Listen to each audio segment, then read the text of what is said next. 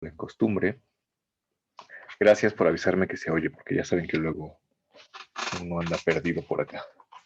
Pues bueno, eh, como dijimos desde el principio, el tema de este curso fue la imagen del mundo en la Edad Media, de manera que lo que quise hacer en este curso fue dar una especie de panorámica de cómo está presente este tema a lo largo de la Edad Media.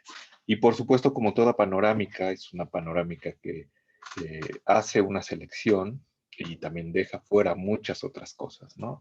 Y sobre todo, lo que revisamos eh, en estos meses fue como ciertos autores que tienen más bien un corte, por así decirlo, neoplatónico, ¿no? Entonces ya tenemos ahí una selección que un poco lo que les había dicho al principio es que usualmente cuando uno se acerca a estudiar algún periodo o a cualquier cosa, básicamente, siempre tiene como una especie de marco teórico por el que se asoma y es muy difícil que uno no lo tenga, ¿no?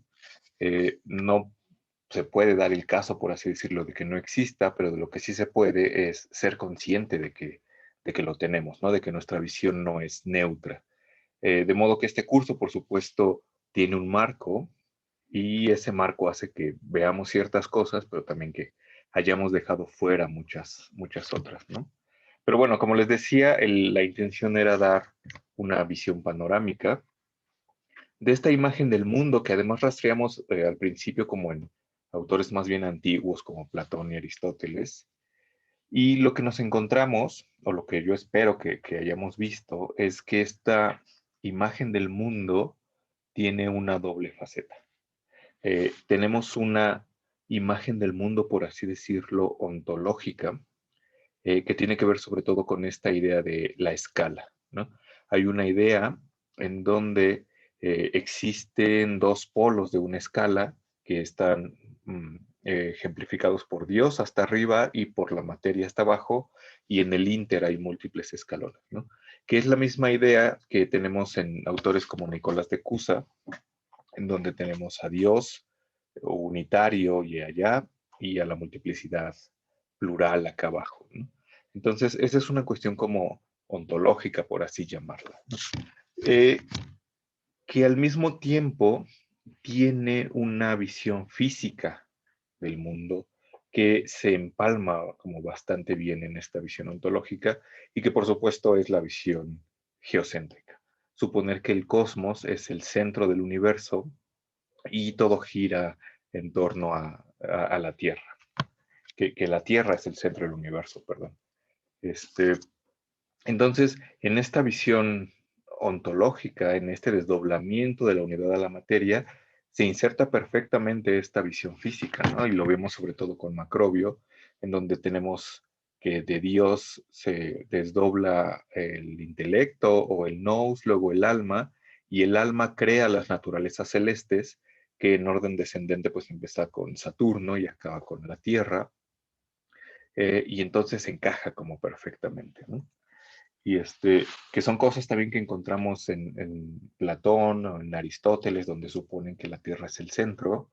Y me interesa particularmente esto porque supone al menos dos cosas. La primera es que esta imagen del mundo que conjunta estas dos facetas sustentan muchos planteamientos filosóficos, ¿no?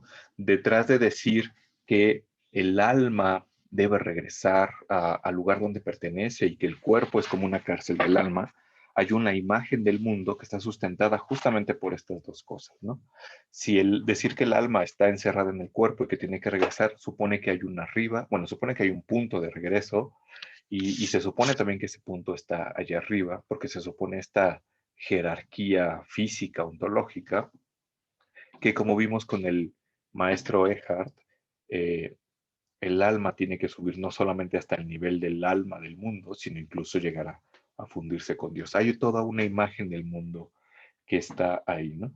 Decir que el alma o que los seres humanos tenemos una cierta personalidad o que el alma se envuelve de ciertos atributos en su caída por los planetas y que tiene que ver con los horóscopos y con el signo del zodiaco que somos, etcétera, supone también esta imagen del mundo, ¿no? De modo que esta cuestión astrológica de decir, cuando yo nací, el sol salía por la casa de Cáncer y mi ascendente estaba en algún otro lugar, etcétera, supone una imagen del mundo bien definida, que sobre todo es geocéntrica, ¿no? Y que tiene también esta idea de que el alma viene de algún otro lugar. Incluso decir que tenemos alma, decir que el ser humano está formado por cuerpo y alma, supone ya una imagen del mundo, ¿no? Que, o sea, no será lo mismo que nosotros decir alma en la Edad Media o decir alma en el Renacimiento o en la Antigüedad tardía que decir alma hoy en día, ¿no? Porque quizá justamente esta imagen del mundo ha variado, ¿no? Y quizá no, porque en el cristianismo, por ejemplo, seguimos hablando de alma y cuando nos morimos, pues pensamos, si son católicos, creyentes, que las almas pues se van al cielo, ¿no? Eso supone de nuevo una imagen del mundo que está ahí atrás, que son como ciertos fundamentos que sustentan como muchas cosas filosóficas, y no solamente cosas filosóficas, sino también culturales, como más cercanas, ¿no? Teníamos esta idea que salió a partir del sueño de Cipión, en donde Cipión escucha música de las esferas cuando está ahí en el cielo, que acaba en esta idea que era como conflictiva de la música en los sepelios, ¿no? Que a los muertos se les toca música porque esa música les ayuda a recordar el lugar de donde vienen y les enseña el camino que tienen que recorrer de regreso, ¿no? Incluso ahí hay una imagen del mundo en algo que nos es tan cercano y tan común y que todo mundo pasamos por una cuestión así, ¿no? Y, por ejemplo, estaba leyendo Los viajes de Gulliver, de Jonathan Swift, que es este libro donde el personaje eh, en el primer viaje que tiene se va a Lilliput, donde los personajes son chiquititos. Y entonces él cuenta que estos personajes acostumbraban a enterrar a sus muertos con la cabeza hacia abajo, así como si esta fuera la cabeza viendo hacia abajo, porque ellos creían que primero que la Tierra era un disco plano y que cuando se acabara el mundo o cuando todos los muertos revivieran, ese disco se iba como a dar la vuelta, de manera que ya no estarían abajo, sino que estarían como hacia arriba y revivirían o renacerían así como parados, ¿no? Lo cual habla también de una imagen del mundo que está ahí en una cosa como literaria, ¿no? De hecho, podemos decir que básicamente en cualquier lugar podríamos encontrar como una imagen del mundo, ¿no? Solo sería cuestión como de rascarla, pero acá pues nos centramos en la Edad Media. La segunda cosa que me interesaba de hablar sobre la imagen del mundo en la Edad Media es que esta imagen del mundo pasa al Renacimiento. Muchas de estas cosas, si no es que todas, que el mundo es esférico, que tiene un centro en la Tierra, que se mueve circularmente, que está conformada por los elementos y el éter, que es unitario, etcétera, va a pasar al Renacimiento, ¿no?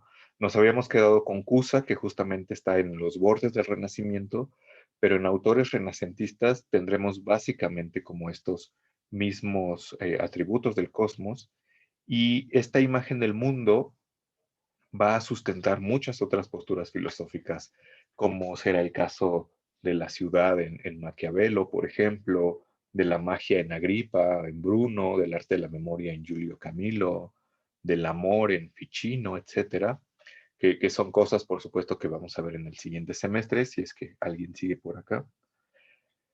Pero no solamente eso, o sea, no solamente es que pase una imagen del mundo de un periodo a otro, eso es relativamente común. El punto fundamental que sucede en el Renacimiento es que esta imagen, ha sido como homogénea y unitaria, con sus altibajos a lo largo de toda la Edad Media, va a sufrir un cambio fundamental que, por supuesto, está marcado por la adopción del heliocentrismo copernicano. Porque en esta imagen del mundo medieval lo que tenemos es un centro bien definido, inamovible, que es la Tierra, y exactamente lo que pasa con el heliocentrismo es que cuestiona ese centro, ¿no? Y no solamente lo cuestiona, lo quita, ya no es la Tierra el centro del universo, sino que es el Sol. Eso por sí mismo lo que hace es alterar la estructura del universo, ¿no? A lo mejor no la altera como tal, no es que cambie el universo, sino lo que cambia es nuestra percepción del universo. Lo que cambia es nuestra imagen del mundo, ¿no? Nuestra imagen del universo. El mundo, como lo habíamos dicho en las primeras clases, está allá afuera, ¿no? Lo que nosotros hacemos al explicarlo es generar una imagen que puede cambiar o no, de cultura a cultura, de época a época, y justamente el heliocentrismo representa un cambio radical, ¿no? Porque lo que va a pasar después es que no solamente se cambia de centro, sino que se va a extender su límite, ya no va a ser una cosa cerrada, sino que va a ser incluso con Bruno y ya después en la ciencia contemporánea infinito, y con esta pérdida del centro y con esta ruptura del límite también se va a perder la idea de jerarquía y de escala, lo cual se va a llevar entre las patas la idea de la distinción entre los cuatro elementos y el éter, el movimiento de aquí abajo y el movimiento de ahí arriba. Y, por ejemplo, con un autor como Galileo, pues todo el universo es uno.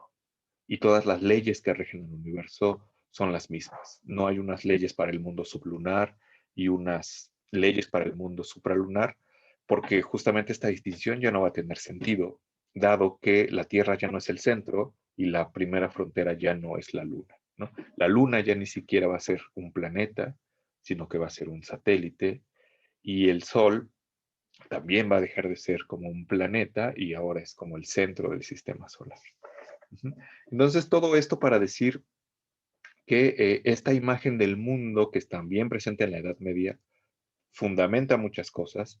No podemos, bueno, sí podemos como acercarnos a la Edad Media y creer que entendemos lo que dicen los medievales sin tomar en cuenta esta imagen del mundo, pero por supuesto es mucho más rico ser conscientes de que detrás de las cosas que decía quizá autores que no vimos como Pedro Abelardo, San Alberto Magno, San Agustín, detrás de todo ello hay una concepción del mundo, una imagen del mundo, y que dicha imagen del mundo deje de tener vigencia en algún momento. Justamente en el siglo XVI, XVII, XVIII, como que. De manera que la imagen del mundo que nosotros tenemos ahora, o si nosotros pensamos qué imagen del mundo, qué estructura del cosmos es la que está en el fondo de nuestras creencias, de nuestras posturas filosóficas, etcétera, quizá encontremos que no es la misma del Renacimiento. Básicamente no será la misma, perdón, de la Edad Media, aunque habrá cosas que sobrevivan, ¿no? Lo cual lleva a preguntar, que esta era como la pregunta del curso, o la pregunta con la que me gustaría que nos quedáramos, es, ¿qué pasa cuando una imagen del mundo que sustenta muchísimos planteamientos filosóficos, culturales, etcétera, deja de tener vigencia? ¿Qué pasa cuando nos dicen que la Tierra ya no es el centro del universo, sino es el Sol, y que todo lo que creíamos pues no era así? ¿Solo por eso deberíamos desechar todo lo que está construido sobre esa imagen o habrá cosas que sobrevivan? Y por supuesto no es una pregunta que podamos contestar en este momento, pero es una pregunta con la que me gustaría que nos quedáramos y es una pregunta que exploraré en el siguiente curso. Pero bueno, eso será ya como tema de otro semestre. Hasta acá como mi pequeño cierre. No sé si alguien tenga alguna pregunta sobre esto, algún último comentario sobre esta cuestión.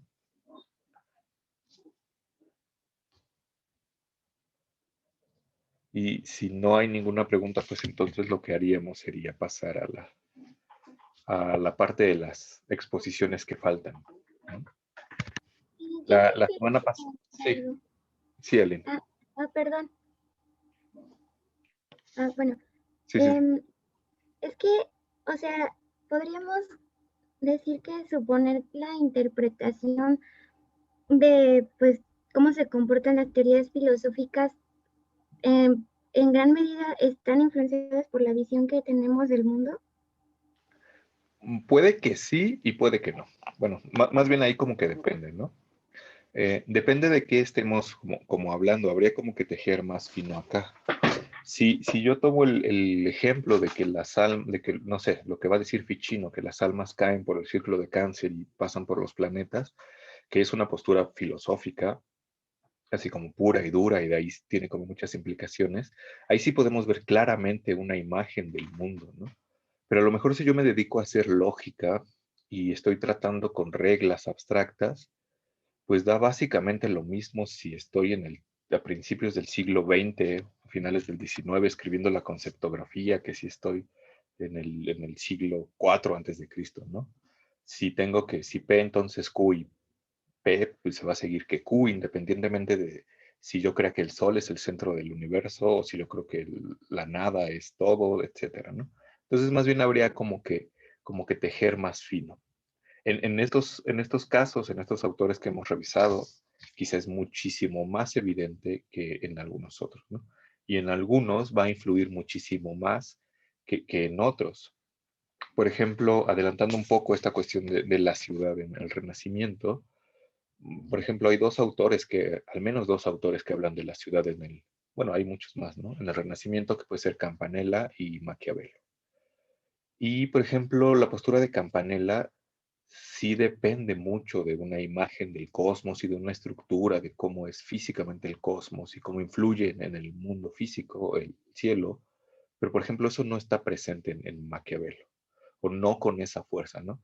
De manera que uno podría ver a la filosofía de Maquiavelo, la filosofía política, etcétera, sin preocuparse tanto como por esta otra cuestión, ¿no? Pero en Campanella no. Entonces, eso será como una cuestión como más del autor, del tema que trabaje y como de rascar un poquito. Entonces puede que en algunos casos funcione y en algunos otros no. Federico dice que a lo mejor se distrajo un poco, pero cuando pensaba en la forma del universo era esférica, ¿se creía que era infinito? No. Cuando pensaban que los astros supralunares eran fijos, creían que el universo acababa ahí. Sí, sí. Justamente el argumento de Aristóteles es que el universo no puede, si el universo es esférico, no puede ser infinito, porque si el universo es esférico y aparte se mueve circularmente, debe tener un centro, porque todo movimiento circular se hace en torno a un centro, ¿no? O como un compás. Eh, ay, se me fue como el hilo. Pero el caso es que no puede ser infinito porque el infinito no tiene centro, que es un poco también lo que dirá Cusa y luego tendrá Bruno, ¿no? En un círculo que está limitado hay un centro bien definido, pero en el infinito no hay un centro. Ajá, de manera que cuando creían que era esférico, el universo sí creían que era, no creían que era infinito, sino que sí se acababa ahí el universo en la esfera de las estrellas fijas. El, el universo infinito empezará como justamente con Cusa, será una cuestión que empieza ahí a hacer ruido con Bruno y pues ya, de ahí para adelante. Pero bueno, no sé, espero haber contestado ambas preguntas. Porque justamente lo que pasa también con Copérnico es que Copérnico postula el heliocentrismo y dice que el Sol está al centro, que el Sol más bien ocupa el lugar que ocuparía la Tierra en el modelo geocéntrico, pero sigue manteniendo un cosmos finito. Ajá. Eh, si se acuerdan, bueno, igual la subo después también, esta gráfica de la armonía macrocósmica de Andrea Cellarius, donde está la Tierra el centro y al fondo, en la orilla, las esferas fijas, y luego, en cambio, tenemos el Sol en el centro, seguimos teniendo en la orilla las estrellas fijas. Ajá. Entonces, lo que creía Copérnico también es que el universo seguía siendo esférico y que las órbitas de los planetas eran circulares y se movían con un movimiento circular. Todavía Kepler trata de explicar el movimiento de los planetas con los círculos, pero después va a concluir en la segunda ley que más bien se mueven en elipses, ¿no? Que es algo que nos enseñan en la secundaria. Entonces, pues ya. Pero bueno, eso igual es como parte del siguiente curso. No sé si haya alguna otra cosa.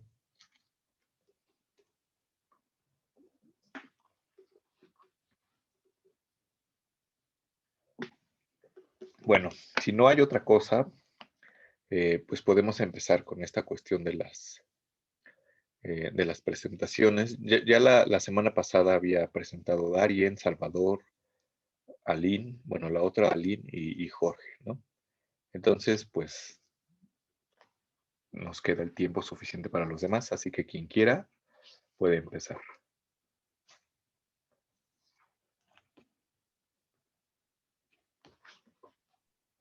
Bueno, si nadie más se anima, ¿puedo empezar yo? Sí, claro. Ok. Bueno, desde hace varios meses ya comencé a leer la Divina Comedia de Dante, Ajá. solo que nunca había tenido el tiempo suficiente como para leerla toda, entonces comencé leyendo El Infierno hace varios meses, seguí después de una larga pausa leyendo El Purgatorio Ujú, y me fui avanzando en las lecturas de este curso, en particular cuando comencé a leer los textos hermenéuticos, las hipóstasis de Plotino y los textos de Macrobio, se me ocurrió enlazar con El Paraíso de Dante. No lo he leído por completo, pero pues he leído como textos sobre la comedia y pues tengo una idea más o menos clara de lo que trata todo el paraíso. Ahora, como parar la estructura del paraíso, viendo Dante en las esferas en el universo, en su viaje con Beatriz, ¿no? E ir comparando las características de ese ascenso con, digamos, la visión que tiene Macrobio del universo. El punto fijo sería la subida en las esferas de Dante, sería el punto de comparar, bueno, sería mi punto para comparar con Macrobio o con hipóstasis en los textos herméticos y con Plotino. ok. Entonces, la idea es esa, solo que extensión que son 8 cuartillas hasta donde recuerdo, creo que me alcance para ver absolutamente todos los canos del paraíso. Entonces, me intención es traerme los primeros tres, utilizar los primeros del paraíso como punto fijo y comparar con las visiones de los textos de Plotino y de Macrobio. Esa es mi idea. Entonces sería un trabajo, elegiste trabajo final, ¿no?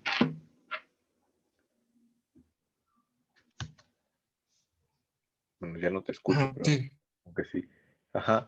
No, ahorita que lo dices, bueno, no sé si las conozcas, pero hay pinturas o grabados que justamente lo que hacen es tratar de reproducir lo que dice Dante, ¿no? Hay una muy famosa de Botticelli que tiene sobre el infierno de Dante, ¿no? De hecho, hay un pequeño Así. documental que igual se los pongo, bueno, me acuerdo, si no se los pongo, me acuerdo, porque obviamente luego se me olvida todo. Este, pero sí, bueno, Botticelli no, pero tiene como esta estructura del infierno con estos círculos y cómo se van, cómo están representados y qué hay en cada una de las cosas. Pero justamente lo que pasa un poco con la Divina Comedia es que Dante entra por un lugar y luego como que sale por el otro, ¿no? Así como que da la vuelta y, Sí. y luego ya asciende. También hay grabados o pinturas como de esto, eh, que no solamente ejemplifican eso, sino que lo ejemplifican como en la totalidad del cosmos. Entonces a lo mejor te puede servir como ubicar alguno de ellos, ¿no? O sea, sería como Y un buen... estaría bien. Ajá. Y y pues bueno, dado que va como para el blog, pues estaría como padre tener ahí una imagen representativa. Voy a tratar de buscarlas. El link del documental este sí lo tengo a la mano, se los pego cuando acabe la clase. Es más, lo voy a apuntar porque si no se me va. Y Por busco las... casualidad, ¿Sí? perdón. Sí, Por escucho. casualidad, el documental que usted menciona es, lo hizo la Fundación Juan March. Creo que no, es un documental de este canal alemán que luego pasan en el 34, que no sé cómo se llama, que tienen las siglas DW. Ah, el Deutsche Welle. Ajá. Ajá. Este, pero pues, no creo que sea ese, ¿no? Pero sí, No, creo que no. ahí se los pego. Yo también conozco uno de esta fundación que les menciono. Si quieren, también se los comparto. Sí, si lo pegas en el grupo de Face, estaría como bueno. Ok, va. Sí, también le agradecería. A ver, Mi intención es hacer un trabajo final, pero pues las imágenes sí podrían ser muy ilustrativas. sí, siempre como que ayudan, ¿no? Ajá. A ver, Anthony te pregunta, bueno, dice ahí alguna cosa de que hay ilustraciones de William Blake sobre la Divina Comedia. Ah, yo conocía solo las de Gustave Doré, pero de Blake Entonces, no. Ninguna. pues estaría como interesante. Quizá eso ya extiende un poco como el tema, pero quizá Un como, montón, sí. sí, como que puede ayudar, ¿no? O sea, estaría padre. Pero bueno, ahí, eso ya será decisión tuya, ¿no? Nosotros Ok, aportamos y tú decides qué pasa. Les pegué la gracias, liga gracias. del documental aquí, pero se los pego al rato en el grupo, ¿no? Ok, No yo sé igual si, les comparto el reto en sí, Facebook, los de Fundación Juan March. vale. No sé si alguien quiera comentarle algo más a Joseph. O sea, creo que es un buen punto, ¿no? O sea, y justamente lo que tenemos con Dante es como o sea, está como bien enclavado en la Edad Media, entonces debe tener como mucho como de esta imagen del mundo. Y pues de ahí ya saltaremos al Renacimiento. Entonces habrá como cosas interesantes ahí que rascar. Y pues sí, o sea, la Divina Comedia da como para muchas cosas, ¿no? Así que a ver si te alcanza como el espacio. Y si no, Claro que pues habrá sí. como que ceñirse, ¿no? Que es justamente lo que decía ahorita, o sea, habrá como que centrarse en algo y pues en ese algo dejaremos fuera como muchas cosas, ni modo. Pero me parece que está bien, me parece un buen tema y del cual pueden salir varias cosas. No sé si alguien más quiere comentarlo. Habrá que buscar las imágenes de Blake que dice Antonio. A ver qué tal. Eh,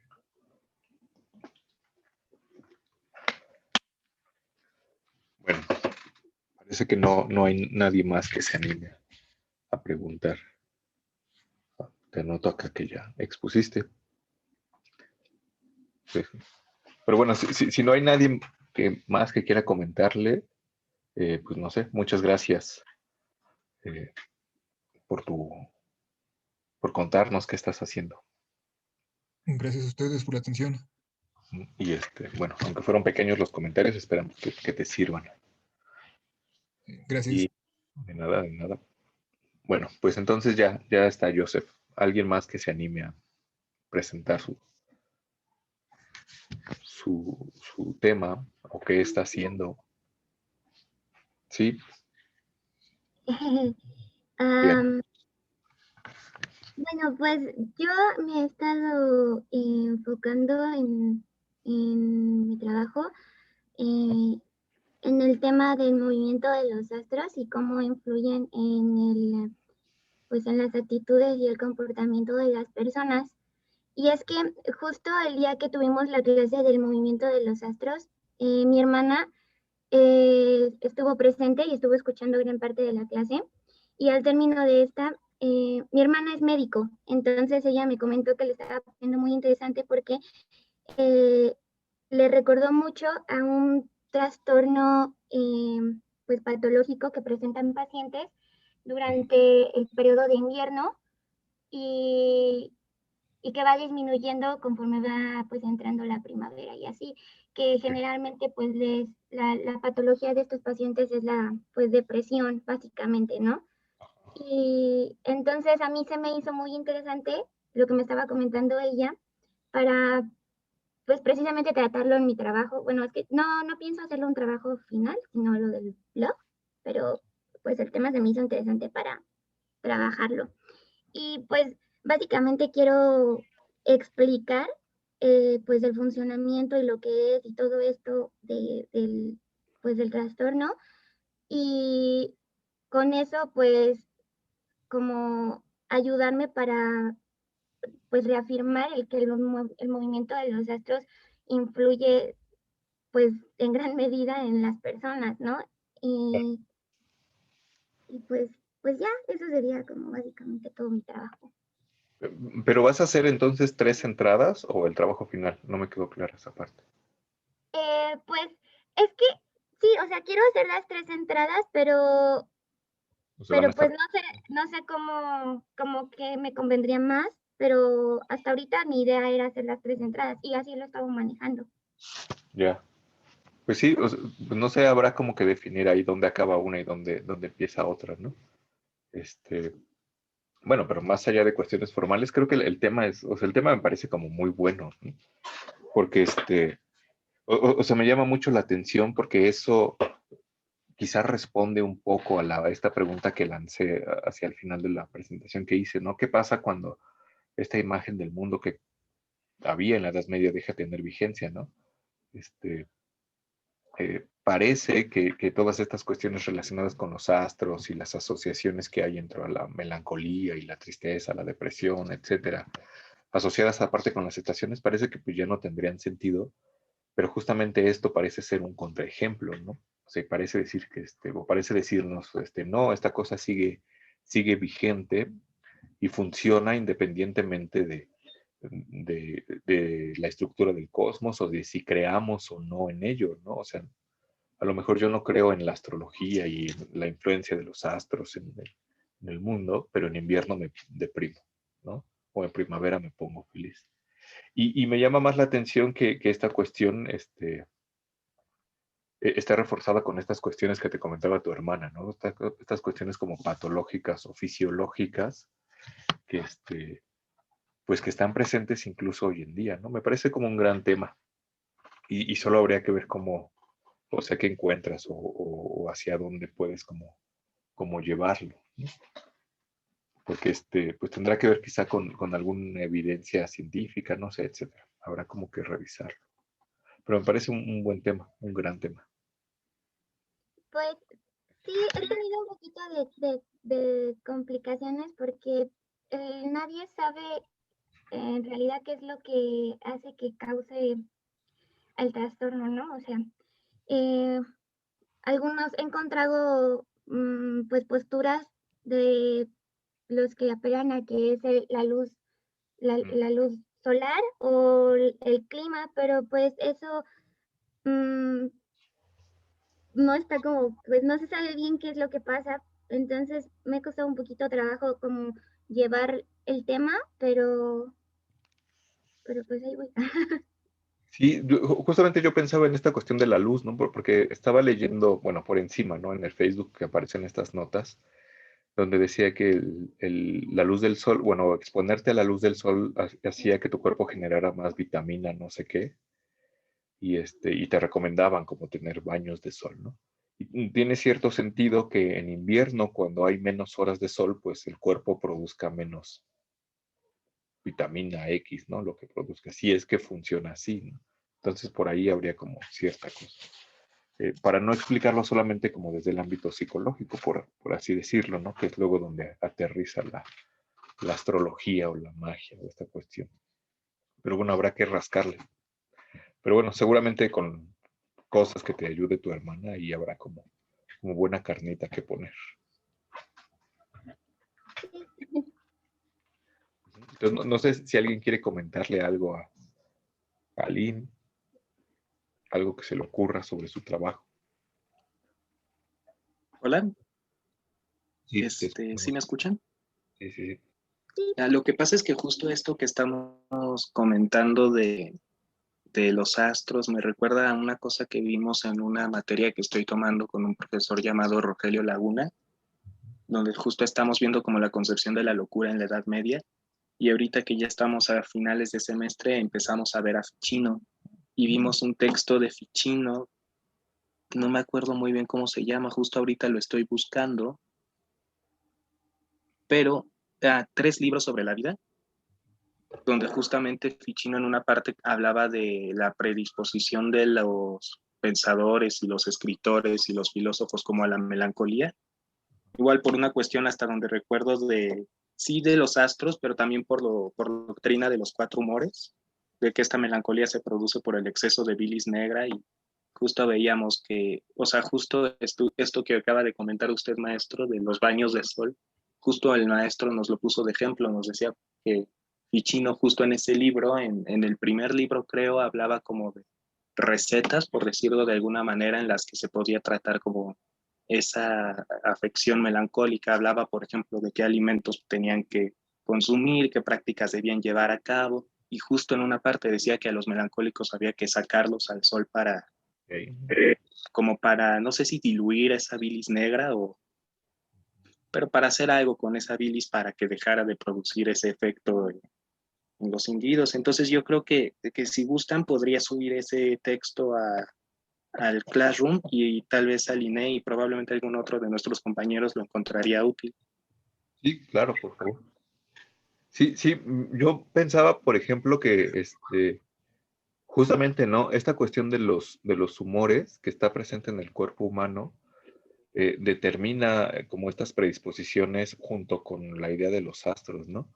Y tiene como mucho sentido porque esta postura de los humores está propuesta desde la medicina, ¿no? Desde la medicina hipocrática.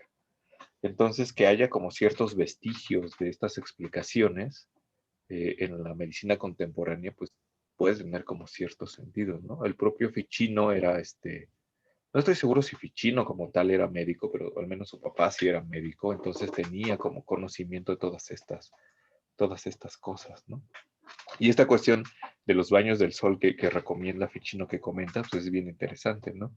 Porque tiene esta idea como de equilibrar como estas cosas, ¿no? Como que esta bilis negra que es oscura, pesada y fría, pues a lo mejor como dices, ¿no? Se diluye o se hace más suavecita si le da algo calientito como es la luz del sol, ¿no? Entonces tiene todo el sentido, entonces puede ser como de ayuda, al menos como para mencionarlo, porque quizá leer los 3 libros de la vida para el trabajo un poco nos rebase de tiempo de aquí al viernes. Pero sí, súbelo, sería como una buena aportación.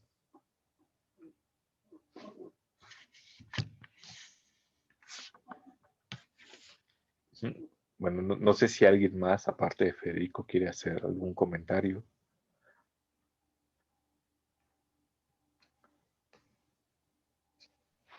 Yo uno pequeño. Sí, por favor. Em, no sé si será útil o no, pero bueno, espero que sí. Hay algunos estudios, em, la verdad no tengo en mente exactamente cómo se llaman ni sus fuentes, pero relacionan el tipo de música con la localización geográfica de la que viene la música. Por Ok, ejemplo, en zonas cercanas al Ecuador, que son más cálidas y más tropicales, pues es común escuchar géneros como la salsa o algo por el estilo. Géneros que son como más movidos, más alegres, claro. implican más con personas y todo eso, ¿no? Pero en países nórdicos están muy al norte, muy al- no, el sol no se pone durante el día, no dura lo mismo que nuestra zona geográfica, y el sol menos brillante, más menos tropical, y la música que se genera ahí es pues un poco más, ¿cómo decirlo? Pues no encuentro otro adjetivo mejor que fría. Ajá, eh, o sea, no implica contacto, ni baile, ni nada por el estilo. claro. Entonces, pues eso podría, o sea, viene a colación lo que comentaba, lo que comentaba su hermana, ¿no? Yo creo que hay estudios que dicen que establecen esas relaciones, solamente que no los recuerdo ahorita. Si llego a ubicarlos, pues se los posteo en el grupo de Facebook también, a ver si les sirve.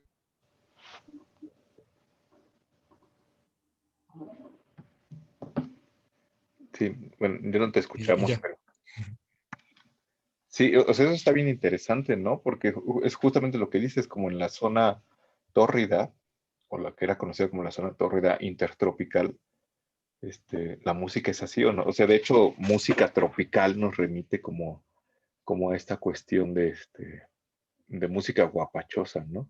En contraposición con justamente eh, no sé, la música que hacen, o sea, no sé, los esquimales, no me los imagino bailando salsa o haciendo un carnaval o estas cosas. Entonces es interesante, ¿no? O sea, me parece como muy interesante. Si puedes postear por ahí lo que nos dices, estaría bueno. Aunque, por ejemplo, Y si llego a dar unos estudios que les sí, menciono, sí, bueno, como que te cortaste de nuevo, pero bueno, si puedes ahí como postearlo. Les iba a contar que hay un grupo escocés que se llama Salsa Céltica y justamente son escoceses, así como del norte, y hacen salsa, ¿no? Justamente es como un pequeño contraejemplo, pero en general, pues, no es el caso, ¿no?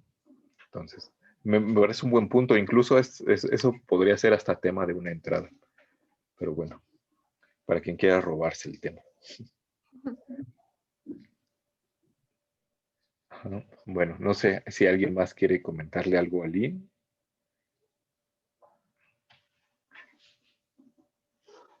Y si no, pues pues gracias, Aline, por contarnos qué estás haciendo. Espero que te hayan servido lo que te contamos por acá.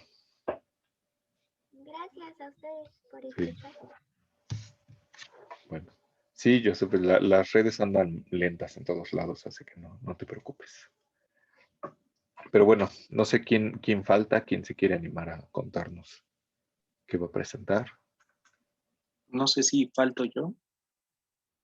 Pues yo creo que sí, porque no te tengo anotado. O sea, sí falto yo, pero no sé si ya soy el único que falta. Ah, Entonces, no lo sé. No sé si Anthony nos va a contar algo o no, porque creo que es quien falta. Pero pues puedes platicarnos Sí. mientras. Ujú. Ok. Bueno. Sí, Federico. Perdón. Pues yo tengo pensado ahorita de momento, me gustó mucho cuando vimos a Maester Eckhart. A ese autor lo vimos desde que voy en metafísica y desde ese momento me gustó mucho, me interesé mucho por él. Y el maestro que nos dio a Maester Eckhart luego nos enseñó un poco de metafísica, bueno, de filosofía oriental. Entonces vimos con él a un autor llamado Nishitani, un filósofo budista que aborda temas muy parecidos a los de Maester Eckhart sobre la nada y sobre vaciarse a uno mismo. Entonces yo tenía mi interés más o menos estaba en este libro que vimos de Nishitani, se llama La religión y la nada, y en el primer capítulo, si no me equivoco, hablaba mucho sobre cómo la conciencia religiosa, por decirlo de algún modo, escapa mucho a lo que entendemos como racional. Entonces hay muchas cosas que yo, a lo mejor aquí está un poco errada mi interpretación, pero hay muchas cosas que yo cuando oigo sobre filosofía medieval entiendo que podrían interpretarse a día de hoy como posturas irracionales, posturas mágicas. Entonces a mí me gustaría hasta cierto punto, justo lo que hacía Nishitani era establecer que esa manera en que esta nada se escapa de la racionalidad humana, pues es justamente porque es muy contraria pues a lo que tenemos como real, ¿no? Como que existe. Entonces, estoy intentando de alguna manera establecer una relación entre esa nada y como esa, no sé si decir como conciencia mágica o imagen. Como le digo, Nishitani sobre todo en ese primer capítulo explica mucho eso sobre cómo esta conciencia religiosa, sobre todo la práctica religiosa, se escapa de la práctica científica o de la práctica simplemente racional, ¿no? Pero no por eso es menos válida o puede ser menos real para nosotros. Claro. Ahorita no recuerdo muy bien qué cosas decía para ponerlas de ejemplo, pero había un pasaje muy bonito de Dostoyevsky, creo, en ese mismo texto, donde Dostoyevsky hablaba de cómo estaba caminando como por una costa mientras estaba haciendo unos trabajos forzados y veía cómo volaban las cigüeñas sobre el río y veía cómo las pastoras caminaban a lo lejos y cómo ese momento lo conmovió mucho, ¿no? Y Nishitani ahí lo establece como que ahí fue como de alguna manera esa nada comunicándose con Dostoyevsky, ¿no? Entonces, eso a mí me recordó mucho a unos temas que hemos estado viendo con un profesor llamado Alejandro Flores, porque justo cuando estuvimos leyendo esto, que fue hace como 2 semestres, estábamos viendo con este profesor a un autor llamado Hillman, que habla mucho como de la psicología profunda y como de ese panteísmo, de esas como fuerzas imaginales que hay en el mundo que de alguna manera nos toman y nos poseen. Y eso, pues yo creo que está bastante relacionado con lo que hemos estado viendo sobre la imagen del mundo, justamente por esto de cómo los astros de alguna manera determinan nuestro carácter, cómo estos astros pues son dioses, ¿no? Y esos dioses de alguna manera son arquetipos precisamente de muchas de esas características que les atribuimos. Entonces ahí quiero establecer una relación como entre la nada de la que hablan tanto Nishitani como Eckhart, con esa conciencia más imaginal y mágica pues, propia del periodo medieval. Okay. Todavía no sé cómo hacerlo, espero espero Ok.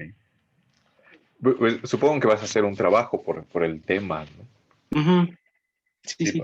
para poder explorarlo como más. O sea, me llamó sobre todo la atención esta cosa que mencionas, en donde dices que muchas de estas cuestiones medievales pueden parecer irracionales, pero tienen como cierto sentido, tienen todo el sentido tomándolo en cuenta desde esta nada, ¿no? Y es justamente porque a lo mejor a nosotros nos parecen racionales o irracionales o parecen irracionales o absurdas desde otro punto, porque lo estamos viendo desde otra imagen del mundo, ¿no? Lo estamos viendo desde algún otro punto o estamos parados en algún otro punto que no nos impide, perdón, que nos impide comprenderlo eh, como lo verían estos autores, ¿no? Entonces, no sé, bueno, es lo que a mí me saltó, a lo mejor eso ayudaría como a dar como una cierta guía al trabajo. Pero, o sea, me Sí, parece... justamente, perdón, profesor. No, no, sí, sí, comenta. Perdón. Justamente cuando hablamos mucho de cómo cambió esa imagen del mundo y cómo a partir de que se empezó a entender que, por ejemplo, el sol era el centro, ¿no? Y después que ya no hay centro porque el universo se está expandiendo. O sea, esa puede ser como la realidad científica, puede ser la realidad, por decirlo de alguna manera, objetivamente hablando. Entonces, y creo que esto lo llegó a comentar incluso usted, eso como que hasta cierto punto pues nos tira muchos de los preceptos que vienen formulándose desde la antigüedad, ¿no? Quitarnos de la cabeza la idea de que la Tierra es el centro del mundo, del universo, perdón, nos quita hasta cierto punto pues, una serie de conciencias y de ideas que ya teníamos desde antes. Pero la razón, pero yo ahí lo que defendería, por decirlo de algún modo, es que aún así la razón por la cual esas verdades no solo fueron válidas en ese momento, sino que para muchos siguen siendo válidas a día de hoy, es porque por más que la Tierra no sea el centro del universo, es de algún modo nuestro centro, ¿no? Sigue siendo subjetivamente, por decirlo de algún modo, la experiencia que tenemos del mundo. Entonces no podemos, hasta cierto punto, bueno, podemos hacer lo que queramos, pero Claro. no podemos invalidar la verdad que se puede descubrir de esas ideas solo porque se nos han presentado ideas distintas. Y o sea, me parece muy bueno y muy complejo también, porque puede dar para muchas cosas, ¿no? O sea, ahorita pensaba dos cosas. Esta última que dijiste, de que no porque sepamos ahora que el universo es infinito, o que el sol es el centro, o lo que sea que es el centro, va a cambiar como lo que percibimos subjetivamente, ¿no? Porque nosotros no podemos sino percibir desde el único lugar desde donde podemos, que es nosotros mismos. Entonces, quizá por ahí haya como algún rasgo de supervivencia, pero también pensaba en esta otra cosa en donde en una estructura bien definida y jerárquica donde hay un centro, hay como de dónde asirse, como concretamente, pero de una cosa infinita, bueno, eso ya es como viaje mío, ¿no? Como de una cosa infinita donde no hay un centro, pues en realidad no tenemos nada seguro como de dónde asirte y más bien vas quitando cosas y justamente lo que queda es esa incertidumbre ante la nada. No sé, se me ocurrió así como de repente. Entonces, creo que puede dar como para muchas cosas. Habrá como que delimitar y ver por dónde vas, porque pues aparte la presentación se entrega, bueno, el trabajo se entrega en 2 días, así que Uh-huh. tendrás como que ceñirte y Sí, ahí mi única inquietud es que como de alguna manera quiero usar ese concepto de la nada, tanto de Eckhart como de Nishitani. Mi problema que eh, es que no quiero que de alguna manera esa conciencia mítica o mágica, por decirlo de algún modo, caiga en otra forma de nihilismo. okay. Esa sería como mi única preocupación, abordándolo desde ese enfoque. Pero como sé que Maestro Eckhart me gustó mucho, pues por eso quería partir de él de todos los autores que vimos a lo largo del semestre, o sea, muchos me gustaron, pero pues Eckhart así como... Es que es otra cosa. Sí, Sí, pues seguramente por eso lo acusaron de seducir a las personas y meterles la oscuridad en vez de la luz, porque sí es como muy, muy bonito, ¿no? Es como muy... A mí también me gusta mucho, pero pues habrá como que delimitarlo, ¿no? Por ejemplo, acá Joseph te comenta algunas cosas que no sé si puedes leer. sí, ya las acabo de leer, muchas gracias. Estoy de hecho buscando si no tengo esos libros de pura casualidad, esos PDFs guardados por algún lugar. Entonces, pues habrá que ver cómo por dónde va, ¿no? Pero creo que tienes claro, por ejemplo, por lo menos esta cuestión del vacío en Eckhart y en este otro pensador que nos comentaste, pues también para no salirte, ¿no? Y que todo se vuelva infinito y que no lleguemos a nada. Y la otra es que pues tampoco habría como que, o sea, entiendo como la preocupación, ¿no? O sea, tampoco habría como que resolver el punto, sino a lo mejor es un buen pretexto para enunciarlo nada más, ¿no? Enunciar que hay ahí como algo Ok, conflictivo, ajá, no sé. Pero bueno, habrá que ver cómo lo resuelves de aquí al viernes y pues luego todavía habrá tiempo de hacer cambios si es necesario. vale, muchas gracias. Gracias a ti. No sé si alguien más quiera comentarle algo a Federico. Gracias por los aportes, Joseph.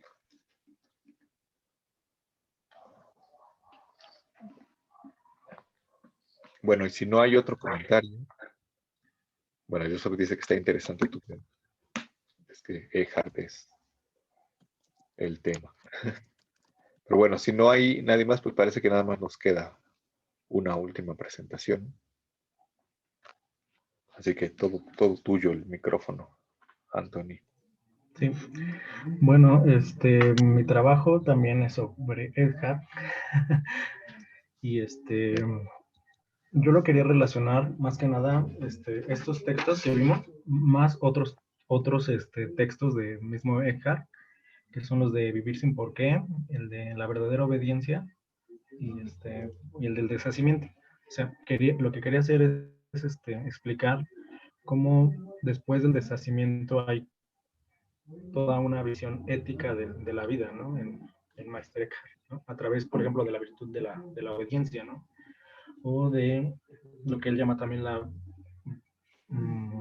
aquí, la recta voluntad, ¿no? Y bueno, esto lo quería yo relacionar, o sea, ese trasfondo ético que existe en la visión mística de Eckhart con Wittgenstein, o sea, también esta relación que existe entre mística y que es muy directa, pero no sé si me va a dar el suficiente espacio Claro. para resumir. Y Vas a hacer un trabajo final entonces. un trabajo final. Ajá. Ok. Sí. Te iba a preguntar, bueno, no sé si acabaste de contarnos o querías agregar algo más. Creo que ya. Te iba a preguntar ¿qué entendías por esta cuestión de deshacimiento? Sí, como el vaciamiento, es que, ¿cómo lo dice? Bueno, lo tomo del texto del Templo Vacío, ¿no? Ajá, Es que hay un texto que se llama Deshacimiento de así tal cual. un sermón, así tal cual de Edgar. Ok, Entonces, es esta idea de quitar a los mercaderes, ¿no? De vaciar el alma, ¿no? Y eso es a lo que me refería. A vaciar o sea, claro, cómo se da este vacío, se da luego esta conexión con Dios y cómo a partir de esa conexión se posibilita una vida, bueno, una vida ética, bueno, la claro, vida ética religiosa, ¿no? Porque va como claro. ligada, digo, pegada, ¿no? Ujú. Sí, sí, lo preguntaba porque eh, justamente me acordaba de esta clase que no sé quién preguntó, que si en esta unión con Dios uno se quedaba ya ahí o regresaba, ¿no? Eh, y entonces, por eso preguntaba qué cosa era el deshacimiento, si el deshacimiento es este vaciamiento para unirse con Dios. No estoy seguro cómo lo maneja en ese sermón, eh, pero lo interesante es que después de eso, parece que sí hay como una especie de regreso, ¿no? Y ese regreso no es nada más que fuiste y regresaste, sino que implica como esta vida ética. Entonces es bien interesante esto, ¿no? Porque eh, el deshacimiento parece como necesariamente implicar esta transformación en la vida. Entonces por eso preguntaba a qué se refería con esto, ¿no? Eh, pero bueno, creo que es un buen punto. O sea, eso explicaría o eso le daría un poco más a esta visión de Eckhart que nosotros tuvimos aquí en el semestre, que no era como tan profunda, porque la vida ética justamente es el agregado que tú estás viendo aquí en Eckhart, ¿no? Sí, de hecho yo fui el que pregunté esa vez esa pregunta y de ahí surgió un poco el tema. Claro, tiene sentido ahora la pregunta. Está como un poco tu respuesta, ¿no? Sí, así es. Ajá, pero, o sea, me parece bien, me parece un buen tema y me parece como que también pueden salir como cosas de ahí y habrá que explorar como esta vida ética, porque aparte esta vida ética está presente como en otros autores, ¿no? Es igual, está presente en Cicerón, en que hay que ser un buen ciudadano, está presente en Platón, está presente en Macrobio, etcétera. Entonces habrá que ver de qué tipo es como esta vida en, en Eckhart, ¿no? Bruno, cuando habla como de este intento de subir por la escalera, remite a Plotino, y en Plotino también hay una suerte de vía ética. En Pico de la Mirándola también la encontramos, en el propio Bruno, entonces es ahí como un componente común. Y pues habrá que ver cómo está como en Eckhart, ¿no? ¿Qué supone haber pasado por este deshacimiento? Pero me parece un buen tema, creo que va por buen camino. No sé si alguien quiera preguntarle algo a Anthony.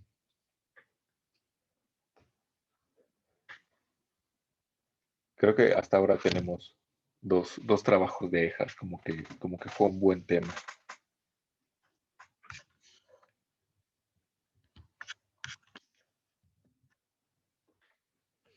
¿No?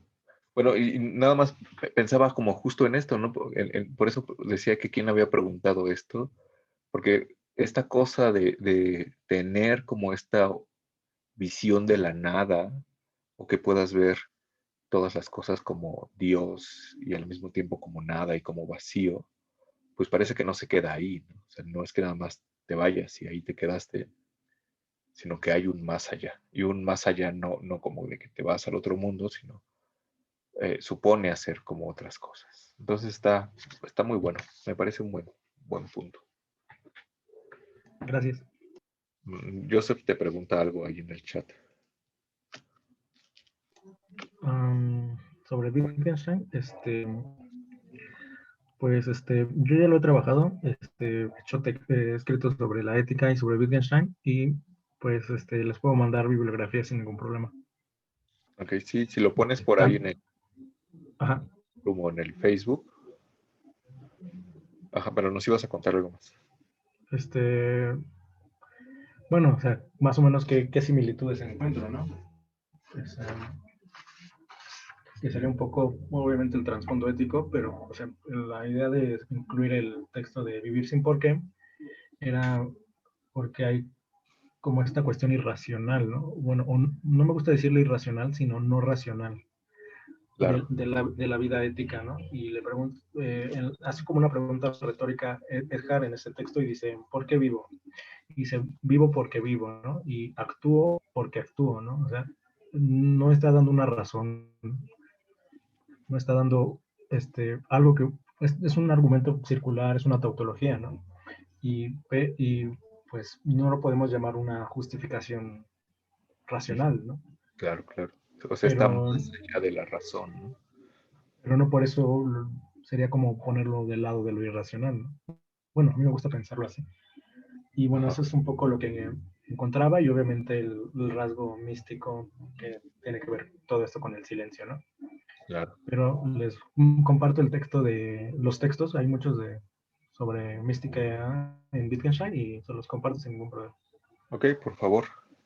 Si lo pones ahí en el Facebook o en el Classroom, pues ya lo vemos o lo buscamos, ¿no? Estaría muy bueno. Ajá, no sé si alguien más quiere comentarle algo a Anthony.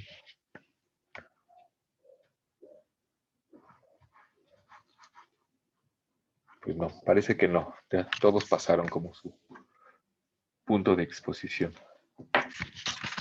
Bueno, parece que no hay más comentarios. Muchas gracias, Anthony, por contarnos qué estás haciendo. Bueno, y si no hay nada, pues ya solamente me gustaría decir dos cosas. Bueno, la primera es que por supuesto me gusta mucho, me causa buena impresión. Me voy satisfecho de que lo que pudimos ver aquí en el curso sirve para complementar cosas que hayan visto con algunas otras clases, ¿no? Cosas que hayan visto con Alejandro, con Rogelio. No sé quién fue el profe con el que veían mística, supongo que era Edgar, o no sé, no estoy seguro. Pero está como padre, ¿no? Que haya sido como un complemento, que sirva como para, o sea, que no quede como ahí, como aislado y se olviden después de esto, ¿no? Eso está muy padre, me gusta mucho. Eh, y pues bueno, también quería agradecerles por haber estado todo el semestre por acá, por haberse conectado incluso hoy, aunque ya, bueno, los que ya no tenían que exponer. Eh, Gracias de verdad por haber estado aquí con todas estas circunstancias raras y complicadas que hemos tenido. Traté como de que esto fuera lo más llevadero posible y espero que les haya gustado a ustedes también. La otra cosa, que es una cuestión más bien formal, es que como saben, las entregas son este viernes, ¿no? Está como la tarea en el Classroom y pues me tienen que mandar sus avances por Classroom. Espero que todo el mundo sepa hacerlo. Ya recibí dos. Pues nada más hay que ponerle ahí un nuevo documento y ponen como su trabajo. Y lo que voy a hacer, bueno, se supone que esto es el viernes, lo que yo voy a empezar a hacer el sábado, bueno, el fin de semana será leerlos, hacerles algún comentario y ponerles una calificación previa, que por supuesto será sobre 80. Y pues tendrán, no sé, a partir del lunes que acabe, tendrán una semana más para hacer cambios si es el caso, si quieren o si lo consideran necesario.